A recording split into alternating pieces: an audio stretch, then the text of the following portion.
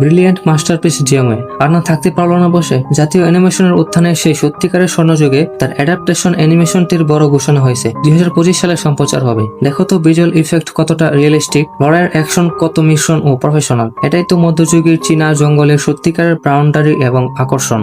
একজন কাঠুরে যার হাতে 3টি ছুরি, একজন ঘোড়া ডাকাতদের বিশেষ শিকার করা 3 ভাজের যুবক। গ্রামের মাটি থেকে উঠে আসা নিংকুয়েদ যেন অন্যরকমই মনে হয়। তার কাছে 3টি ছুরি আছে। প্রথম ছুরিটা সারাংশের শাস্তি রক্ষা করে, দ্বিতীয় পাহাড়ের গাছগাছালি কাটে, আর তৃতীয় ছুরিটা সমাজের অন্যায় দূর করে। সাম্প্রতিক টিভিতে দেখা যাচ্ছে আমাদের প্রোডাকশন টিম কত যত্ন নিয়ে কাজ করছে। নিংকুয়েতের মডেলিং আরো উন্নত করা হয়েছে যাতে তার চেহারা আগের চেয়েও আরো সুন্দর ও নায়কীয় মনে হয়। কর্মীরা এমন এক মজার দৃশ্য খেলেছে, অন্যরা হত্যাকাণ্ডে বাড়তি পারিশ্রমিক নেয়, কিন্তু নিউকেতের দাম মাত্র 500 তিয়াং। তবু অর্থদাতা বলে এত কম, আরো 2000 তিয়াং যোগ করো। অর্থে আগ্রহী নিউকেত নিশ্চয়ই সেটা মানলো। জনপ্রিয়তার উপর ভর করে উচ্চমানের 3D অ্যানিমেশন দেখলে বোঝা যায় জিয়াংওয়ে পরের বছর জাতীয় অ্যানিমেশনের বড় চমক হবে। আমি শুনেছি চাঙান সিরিতে একজন কঠোর চরিত্র এসেছে, 3 ছুরি বলে ডাকা হয় তাকে। তার হাতে প্রাণ নেওয়ার ক্ষমতা আছে, অন্যরা জানে না হয়তো, কিন্তু এই ক্ষমতা একমাত্র ঘোড়া ডাকাতদের শিকারী। যুবকের ক্ষমতা কত বড়। মানুষ হত্যা আমি ভয় পাই না, শুধু ঝামেলা লাগে, সে বলে। তাহলে দাম ঠিক করো,